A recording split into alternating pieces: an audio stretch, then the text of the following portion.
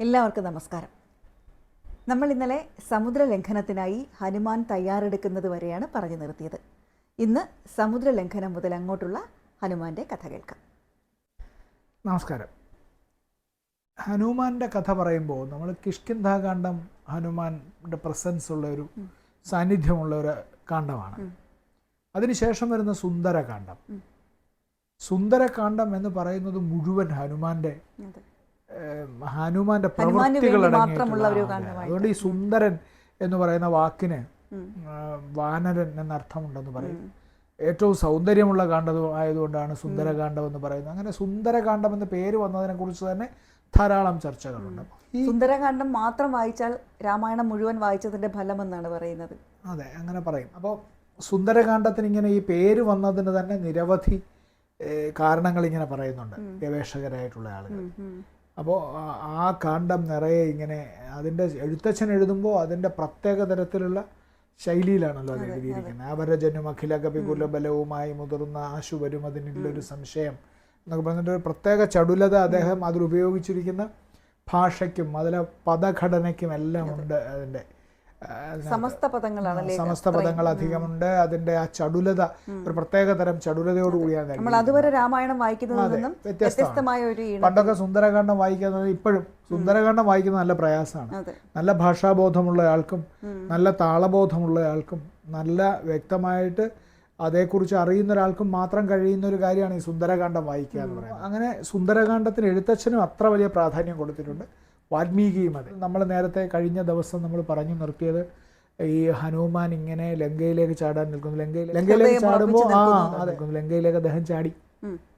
ആ സമുദ്രയാത്ര മുഴുവൻ അനേകം പ്രതിസന്ധികൾ നിറഞ്ഞാണ്. അദ്ദേഹത്തെ ഛായാഗ്രഹിണിയായിട്ടുള്ള ഒരു രാക്ഷസി അദ്ദേഹത്തിൻ്റെ നിഴൽ പിടിച്ച് കൊല്ലാൻ ശ്രമിക്കുന്നു, സിംഹിക വിഴുങ്ങാൻ ശ്രമിക്കുന്നു. അങ്ങനെ കൂടാതെ മൈനാകപർവ്വതം ഇടയ്ക്ക് ഉയർന്നു വന്നിട്ട്, അപ്പോൾ അദ്ദേഹത്തിന് ഈ മൈനാകപർവ്വതം ഒരു രാക്ഷസനാണെന്ന് അദ്ദേഹം വിചാരിക്കുന്നു, ചവിട്ടി താഴ്ത്താൻ ശ്രമിക്കുന്നു എന്നാണ് അദ്ദേഹം പറയുന്നത്. അപ്പോഴാണ് ഞാൻ മൈനാകമാണ്, എനിക്ക് നിന്നെ സഹായിക്കാനാണ് വരുന്നതെന്ന് പറയുന്നത്, വേണമെങ്കിൽ വിശ്രമിച്ചോളൂ എന്ന് പറയുമ്പോൾ അദ്ദേഹം വിശ്രമിക്കാൻ പോലും തയ്യാറാവാതെ നേരെ ലങ്കയിലെത്തുന്നു. ലങ്കയിലെത്തുമ്പോൾ വാൽമീകി രാമായണത്തിൽ അദ്ദേഹം ലങ്കയുടെ പുറത്തു നിന്ന് ലങ്ക കാണുന്നതിൻ്റെ വലിയ വർണ്ണനയൊക്കെ ഉണ്ട്. അപ്പോൾ അദ്ദേഹം വിചാരിക്കുന്നു, ഇത്രയേറെ രാക്ഷസന്മാർ കാവൽ നിൽക്കുന്ന, ഇത്ര വലിയ പ്രാകാരങ്ങളുള്ള, ഇത്ര വലിയ മതിൽക്കെട്ടുള്ള ഒരു സ്ഥലത്ത് ഞാൻ എങ്ങനെ പ്രവേശിക്കുമെന്ന് അദ്ദേഹം വിചാരിക്കുന്നുണ്ട്. അപ്പോൾ അതുകൊണ്ട് സാധാരണ നിലയിൽ പ്രവേശിച്ചാൽ സാധ്യതയില്ല, നമുക്ക് കുറച്ചൊരു ചെറിയ രൂപത്തിൽ വേണം പ്രവേശിക്കാൻ എന്ന് പറഞ്ഞിട്ട് അദ്ദേഹം ചെറിയ രൂപത്തിലാണ് പ്രവേശിക്കുന്നത്. ഒരു വളരെ പൂച്ചയെ പോലെയുള്ള വളരെ ചെറിയ രൂപത്തിൽ, അത്ര ഭംഗിയില്ലാത്തൊരു രൂപത്തിൽ ആണ് അകത്തേക്ക് പ്രവേശിക്കുന്നത്. അവിടെ കാവൽ നിൽക്കുമായിരുന്ന ലങ്കാശ്രീ എന്ന് പറയുന്ന ലങ്കാലക്ഷ്മി, അതും ഒരു വരമാണല്ലേ ഹനുമാന് ഇഷ്ടമുള്ള രൂപത്തിൽ. അത് അദ്ദേഹത്തിന്റെ 8 സിദ്ധികൾ അദ്ദേഹത്തിനുണ്ട്. അഷ്ടൈശ്വര്യ സിദ്ധികൾ എന്ന് പറയുന്നത് അണിമ, ഗരിമ, ഈശത്വം, വശിത്വം എന്ന് തുടങ്ങുന്ന 8 സിദ്ധികൾ അദ്ദേഹത്തിനുണ്ട്. അപ്പോൾ അദ്ദേഹത്തിന് അത് യോഗവിദ്യയിലൂടെ കരഗതമാവുന്നതാണെന്ന് പറയും. അത് കൈവശമുള്ള ധാരാളം പേരുണ്ട്. അതിനെ നമ്മൾ ഈ അതുവരെ നടന്നിട്ടുള്ള രാക്ഷസന്മാരുടെ മായാവിദ്യയുമായി നമ്മൾ അതിനെ താരതമ്യപ്പെടുത്താൻ പറ്റില്ല. ഇത് വേറൊരു തരത്തിൽ ലഭ്യമാവുന്ന സിദ്ധികളാണ് ഈ അഷ്ടൈശ്വര്യ സിദ്ധികൾ എന്ന് പറയുന്നത്. അപ്പോൾ അത് ഹനുമാനുണ്ട്. ചെറുതാവാൻ പറ്റും, വലുതാവാൻ പറ്റും. അപ്പോൾ ഹനുമാന്റെ വിശ്വരൂപം വളരെ പ്രസിദ്ധമാണ്. നമ്മളിപ്പോൾ കുറച്ച് കഴിയുമ്പോൾ അതിനെപ്പറ്റി സംസാരിക്കേണ്ടി വരും. അപ്പോൾ അദ്ദേഹം അങ്ങനെ ലങ്കയിലേക്ക് പ്രവേശിക്കുന്നു. ലങ്കയിലേക്ക് ഇവരെ ഈ ലങ്കാലക്ഷ്മിയെ അവരുമായിട്ടുള്ള ഒരു ഏറ്റുമുട്ടലിന് ശേഷം, അല്ലെങ്കിൽ യുദ്ധമല്ലത്, അവരുമായിട്ടുള്ള ഒരു ഏറ്റുമുട്ടലിൻ്റെ വക്കിലെത്തുന്ന ഒരു കാര്യത്തിന് ശേഷമാണ് അകത്തേക്ക് പ്രവേശിക്കുന്നത്. അകത്തേക്ക് പ്രവേശിച്ചു കഴിഞ്ഞ് അദ്ദേഹം ലങ്ക കാണുന്നതിൻ്റെ, നേരത്തെ പുറത്തുനിന്ന് കണ്ടതിൻ്റെ ദൃശ്യം, ലങ്കയെ അകത്തുനിന്ന് കാണുന്നതിൻ്റെ ദൃശ്യം, വാൽമീകി നമ്മളത് വിശ്വസിക്കുന്നത് ഏറ്റവും കുറഞ്ഞത് 2500 വർഷങ്ങൾക്ക് മുമ്പ് എഴുതിയെന്നാണ്. പക്ഷേ ധാരാളം അതിനേക്കാളൊക്കെ വളരെ 3000, 3500, 5000 ഒക്കെ വർഷം മുമ്പാണ് എഴുതിയതെന്നൊക്കെ വിശ്വസിക്കുന്ന ആളുകളുണ്ട് പലതരത്തിൽ. എങ്ങനെ എത്ര വിശ്വസിച്ചാലും 2500-ന് അപ്പുറത്തേക്കാണ്. പക്ഷേ ആ കാലത്ത് എഴുതിയ ഒരു കാട്ടിൽ ജീവിച്ചിരുന്ന, ആശ്രമം കെട്ടി ജീവിച്ചിരുന്ന ഒരു മഹർഷി ആ നഗരത്തെ വർണ്ണിച്ചിരിക്കുന്നത് നമ്മൾ കണ്ടാലുണ്ടല്ലോ, അത് ഏറ്റവും ആധുനികമായ, ഏറ്റവും വലിയ സൗകര്യങ്ങളുള്ള, ഏറ്റവും ഒരു അങ്ങനെയുള്ള ഒരു നഗരത്തിന്, വളരെ ആസൂത്രിതമായ ഒരു നഗരം എങ്ങനെ എന്ന് നമുക്ക് കൺമുന്നിൽ കാണിച്ചു തരുന്ന. അപ്പോൾ അവിടെ കയറി ഇരിക്കുമ്പോൾ അദ്ദേഹം അവിടെ ഇരുന്ന് താഴേക്ക് നോക്കുമ്പോൾ താഴെ സീതയെ കാണുന്നു. അദ്ദേഹം പരിക്ഷീണയായി, മലിന വസ്ത്രങ്ങൾ അണിഞ്ഞ്, വളരെ വിഷാദഭരിതയായി അങ്ങനെ ഇരിക്കുകയാണ്. അപ്പോൾ ഹനുമാൻ മുകളിൽ രാമകഥ പറയാൻ ആരംഭിച്ചു. അദ്ദേഹത്തിന് അറിയുന്ന രാമകഥയുടെ എല്ലാ ഭാഗങ്ങളും വളരെ ഹനുമാന്റെ ഭാഷയെക്കുറിച്ചൊക്കെ നമ്മൾ നേരത്തെ പറഞ്ഞു, വർണ്ണന സിദ്ധിയെക്കുറിച്ചൊക്കെ പറഞ്ഞു. അദ്ദേഹം അതങ്ങനെ പറഞ്ഞു. അപ്പോൾ താഴെ ഇരുന്നുകൊണ്ട് സീതയ്ക്ക് വലിയ അത്ഭുതം തോന്നി, ആരാണിത് പറയുന്നത്. പെട്ടെന്ന് സീത മുകളിലേക്ക് നോക്കുമ്പോൾ കാണുന്നത് വെള്ള വസ്ത്രം ധരിച്ച് വളരെ തേജോമയനായിരിക്കുന്ന ഹനുമാനെയാണ് കാണുന്നത്. അപ്പോൾ അങ്ങനെ കണ്ടു കഴിഞ്ഞപ്പോൾ ഹനുമാൻ മുകളിൽ നിന്ന് താഴേക്ക് ഇറങ്ങി വന്നിട്ട് സീതയുടെ അടുത്തേക്ക് വന്നു. സീതയുടെ അടുത്തേക്ക് വന്നിട്ട് സീതയുമായിട്ട് സംസാരിച്ചു. അപ്പോൾ സീതയ്ക്ക് സംശയമാണ്, ഇത് രാവണൻ അയച്ച ദൂതനായിരിക്കുമോ, രാവണൻ്റെ ചാരനായിരിക്കുമോ, ഇനി രാവണൻ തന്നെ വേഷം മാറി വന്നതായിരിക്കുമോ എന്നുള്ള ഭയമുണ്ട്.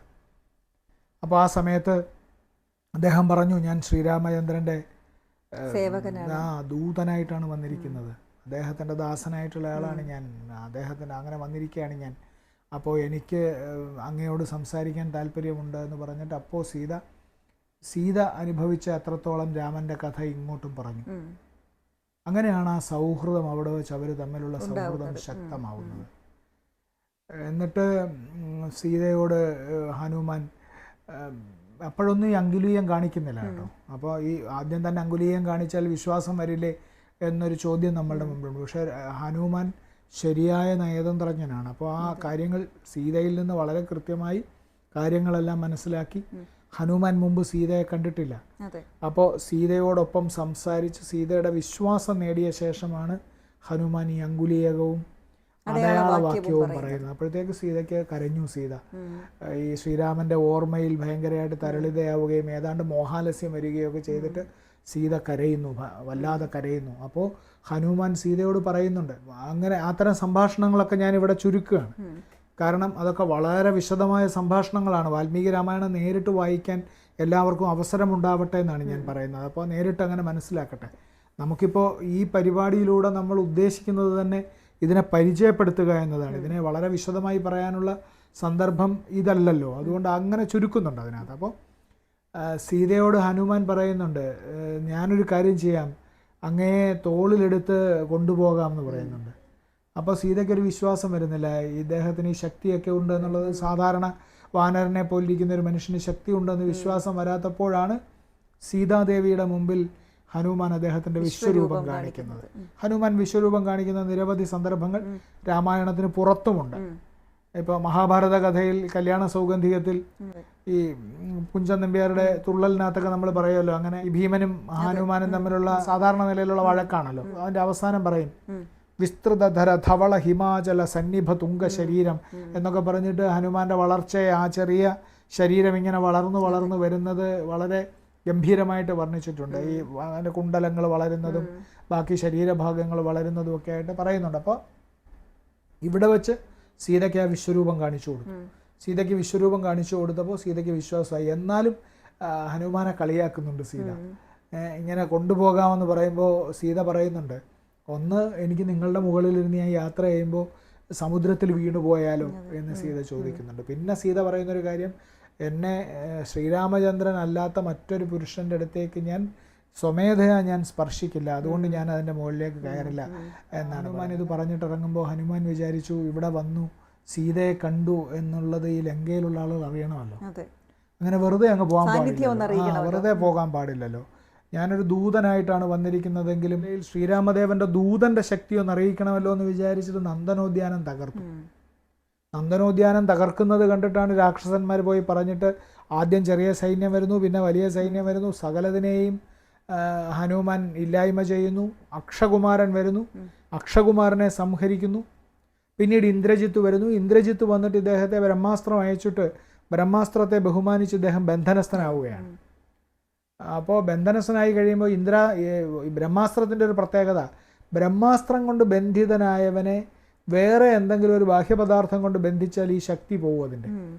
അപ്പോൾ ഇതൊന്നും മനസ്സിലാക്കാത്ത ഈ രാക്ഷസന്മാർ വന്നിട്ട് ഇദ്ദേഹത്തെ കയറുകൊണ്ട് കെട്ടി.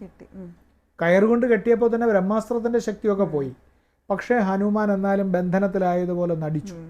എന്നിട്ടാണ് രാവണൻ്റെ മുമ്പിൽ ചെല്ലുന്നത്. രാവണൻ്റെ മുമ്പിൽ ചെന്നിട്ട്, ഞാൻ ശ്രീരാമൻ്റെ ദൂതനാണ്, ഞാൻ സുഗ്രീവൻ അയച്ചിട്ടുള്ള ആളാണ്, ശ്രീരാമന് വേണ്ടി വന്ന ആളാണ് എന്ന് പറഞ്ഞ് രാവണനോട് നടത്തുന്ന സംഭാഷണമുണ്ട്. അതിഗംഭീരമാണ്. അതിൻ്റെ അവസാനം ഹനുമാനെ വധിക്കാൻ രാവണൻ പറയുന്നത്. അപ്പോഴല്ലേ ഹനുമാൻ വാലുകൊണ്ടൊരു സിംഹാസനം തീർത്ത് രാവണനേക്കാളും ഉയരത്തിലിരിക്കുന്നത്?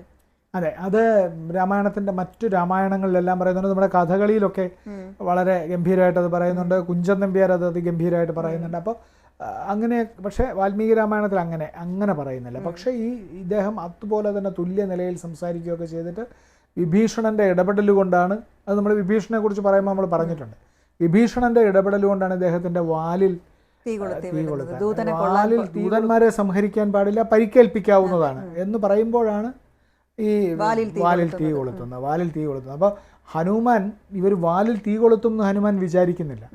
അപ്പോൾ വാലിൽ തീ കൊളുത്തി കഴിയുമ്പോൾ സീതാദേവിയുടെ പ്രാർത്ഥന കൊണ്ടാണ് ഹനുമാന്റെ വാലിൽ തീയുടെ ചൂട് അനുഭവപ്പെടാതിരുന്നത് എന്ന് പറയും. ഇവിടെ അത് പോയി കഴിഞ്ഞിട്ട് അത് പിന്നെ വാല് വളർത്തുകയാണല്ലോ. അപ്പോൾ ഈ സീതാദേവി ഇദ്ദേഹത്തിന്റെ ഈ പ്രശ്നങ്ങൾ അവിടെ ഉണ്ടാകുമ്പോൾ ഹനുമാൻ ഒന്നും സംഭവിക്കരുത് എന്ന് പറഞ്ഞ് സീതാദേവി പ്രാർത്ഥിക്കുന്നുണ്ട് അശോകവനികയിലിരുന്ന്. ആ പ്രാർത്ഥനയുടെ ശക്തി കൊണ്ടാണ് അത്രേ ഹനുമാന്റെ വാലിൽ ഈ അഗ്നിയുടെ ചൂടറിയാതെ പോയത്. ഹനുമാൻ സ്വയം വിചാരിക്കുന്നുണ്ട് വാൽമീകി രാമായണത്തിൽ, എന്തുകൊണ്ടാണ് ഈ തീ കത്തിയിട്ട് എനിക്കത് തീ കത്തിയതായി അനുഭവപ്പെടാത്തത്. എന്നിട്ടാണ് പിന്നെ പറയണ്ടല്ലോ, ലങ്ക മുഴുവൻ കത്തിച്ചിട്ട് അദ്ദേഹം തിരിച്ച് ഈ തീ കൊണ്ടുവന്ന് സമുദ്രത്തിൽ അണച്ചിട്ടാണ് തിരിച്ചു പോകുന്നത്. തിരിച്ചവിടെ ചെല്ലുമ്പോൾ ആദ്യം അദ്ദേഹം പറയുന്നത്, എഴുത്തച്ഛൻ പറയും, കണ്ടേനഹം സീതയെ എന്നാണ് പറയുന്നത്, ദൃഷ്ട്വ എന്നാണ് പറയുന്നത്, ഞാൻ സീതയെ കണ്ടു എന്നാണ് വാൽമീകി രാമായണത്തിൽ പറയുന്നത്. അതൊരു ദൂതന്റെ ഏറ്റവും സവിശേഷമായിട്ടുള്ള ലക്ഷണമാണ്.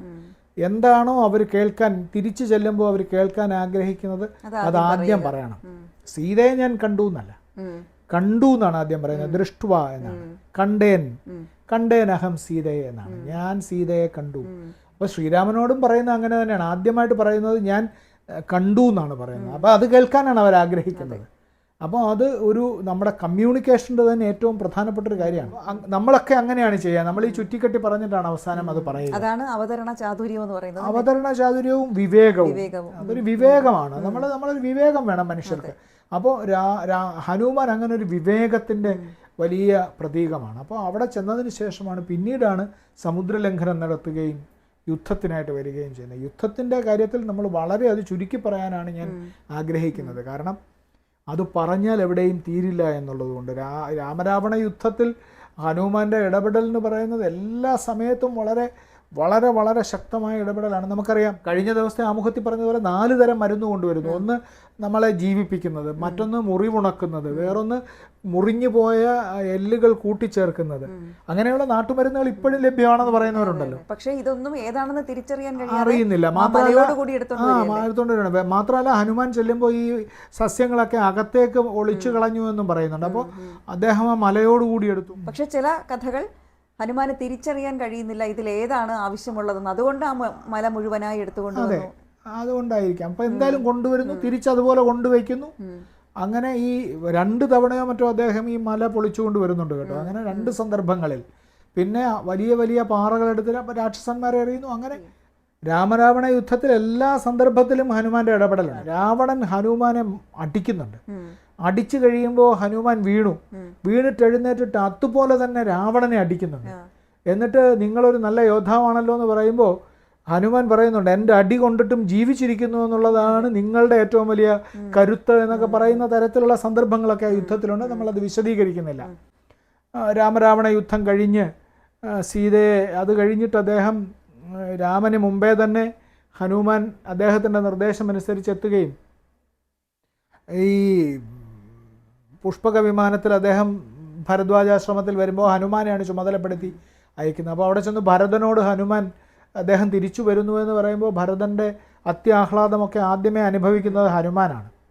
അതിനുശേഷമാണ് അഭിഷേകം നടക്കുന്നത്.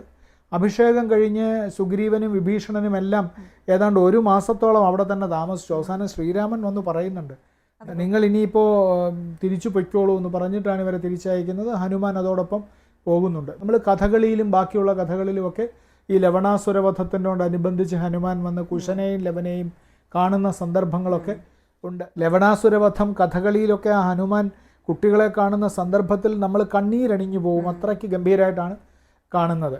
അപ്പോൾ ഹനുമാൻ ശ്രീരാമഭക്തനായി, ചിരഞ്ജീവിയായി, എല്ലാ കാലത്തും ജീവിച്ചിരിക്കുന്ന ആളായി ഇത്തരം സ്വഭാവ ഗുണങ്ങളോടുകൂടി രാമായണത്തിലാകെ നിറഞ്ഞു നിൽക്കുന്നുണ്ട്.